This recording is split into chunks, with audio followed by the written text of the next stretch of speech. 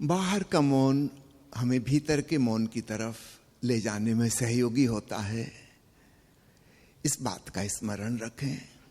असली बात तो आंतरिक मौन है। हमारे भीतर चलने वाले विचारों का शोरगुल बंद हो जाए, वह लक्ष्य है। निश्चित रूप से जब बाहर से हम बोलना छोड़ देते हैं एक निश्चित अवधि के लिए, तो शुरुआत के 2-3 दिन तो हमारा मन विद्रोह करता है, क्योंकि वह बोलना चाहता है। धीरे धीरे बात समझ में आ जाती है कि नहीं बोल लेंगे, तो फिर भीतर का वार्तालाप, वो जो इनर मोनोलॉग चलता है, क्रमशः वह बंद होने लगता है। 3 सप्ताह का समय सर्वथा उपयुक्त है। आरंभ के कुछ दिन लगेगा कि शोरगुल और बढ़ गया भीतर का, धीरे धीरे शोरगुल कम होगा और 3 हफ्ते होते होते मन बिल्कुल चुप हो जाएगा। एक गहरा संकल्प इसमें बड़ा मददगार होता है, एक डीप कमिटमेंट, एक डिटर्मिनेशन।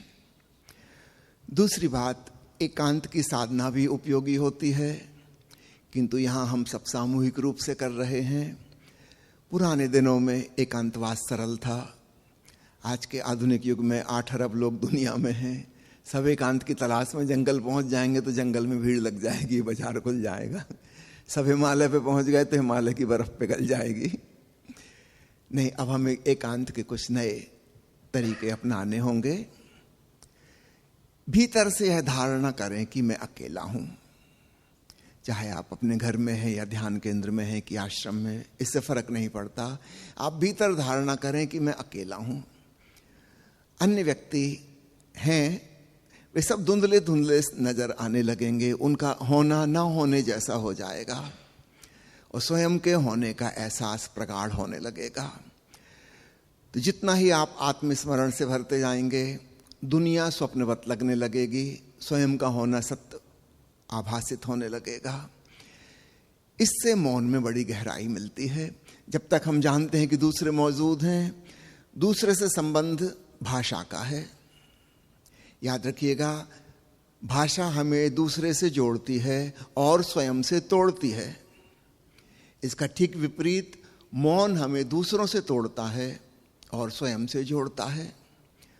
जो व्यक्ति बोल नहीं सकते, समझो कोई पैदाइशी गूंगा है, यह व्यक्ति कभी भी समाज का हिस्सा नहीं बन पाता।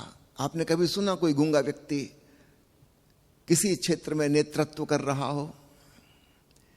क्योंकि वह सोसाइटी का अंग ही नहीं बन पा रहा, वो किसी से जुड़ नहीं पा रहा, वो अपने आप में आइसोलेटेड और बंद है। एक प्रकार से इस घटना को सौभाग्य में बदला जा सकता है अगर उसे स्वयं से जुड़ने का ख्याल आ जाए तो। उसके लिए बहुत आसान।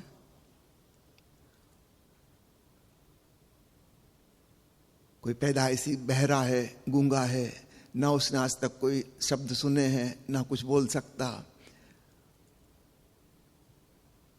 वो आधुनिक मनुष्य, सुशिक्षित मनुष्य के समाज का अंग ही नहीं है। वो लाखों वर्ष पहले आदि मानव जैसा था, लगभग पशुवत। वो उस अवस्था में है। एक प्रकार से दुर्भाग्य है, किंतु काश स्वयं से जुड़ने का ख्याल हो तो यह सौभाग्य भी हो सकता है। वह दुनिया की कोई ध्वनि तो नहीं सुन सकता, लेकिन भीतर अनहद नाद उसे जितना अच्छा सुनाई देगा वैसा किसी को भी सुनाई नहीं दे सकता। उसके अंदर विचारों की भीड़ नहीं है। हाँ, भावनाएं उसके अंदर हैं, उनका ऊहापोह खूब चलेगा। भाषा तो नहीं है, लेकिन भावनाएं तो आएंगी जाएंगी। बस उससे थोड़ा पृथक हो जाए तो बिल्कुल एकांत में रम जाए। वो एकांत में ही है एक प्रकार से। हम लोग इसका प्रयोग कर सकते हैं एक धारणा बना के। तो यहां जो 3 सप्ताह के लिए आए हैं मित्र, इस धारणा में रहें कि जैसे आप अकेले हैं। दिन में आप चल फिर रहे हैं कि भोजन कर रहे हैं, अधखुली आंख रहें। सबकी तरफ देखने की आवश्यकता नहीं, किसी से आंख मिलाने की जरूरत नहीं, ताकि ज्यादा से ज्यादा आपका इंद्रिय निग्रह हो जाए, आप अपने स्वयं अपने आप में रम जाएं। तो आत्मस्मरण अत्यंत सरल हो सकेगा। तो एकांतवास, बाहरी मौन, हमें भीतर के मौन में डूबने में मददगार होता है। और हमारे वास्तविक स्वरूप और हमारे बीच जो पर्दा है वह भाषा का पर्दा है। क्योंकि भाषा अत्यंत उपयोगी साबित हुई दुनिया में। भाषा की वजह से ही मनुष्य अन्य प्राणियों से बिल्कुल अलग हो गया। और शिक्षा, सभ्यता, संस्कृति, इसकी शुरुआत हो गई। पुरानी पीढ़ी नई पीढ़ी को अपना ज्ञान और अनुभव दे सकती है, अन्य पशु पंछी ऐसा नहीं कर सकते। Transfer of knowledge. और इसलिए हर पशु के बच्चे को वहीं से शुरू करना पड़ता है जहां से उसके बाप दादे ने शुरू किया था।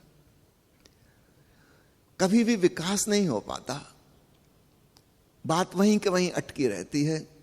हजारों सालों से जो चली आ रही है, केवल मनुष्य है जो पिछले पीढ़ियों का ज्ञान प्राप्त करके आगे का कदम उठा सकता है, विकास के नए सोपान पर चढ़ सकता है। हमारी सारी सभ्यता, हमारी सारी शक्ति, वैज्ञानिक और तकनीकी विकास सब भाषा पर आधारित हैं।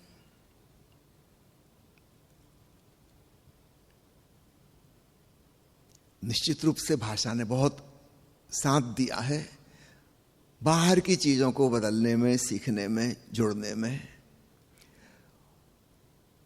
इसका दूसरा पक्ष यह है कि जितना हम बाहर से संबंधित होते चले गए, हम खुद से विस्मरण कर बैठे, हम खुद को भूलने लगे। इसलिए मौनवास, एकांतवास, इंद्रिय निग्रह बहुत उपयोगी है। कुछ दिनों के लिए हम दूसरों से कट ऑफ हो जाएं और हम पाएंगे हम अपने भीतर आसानी से रमण करने लगे। आत्मस्मरण गहरा हो गया।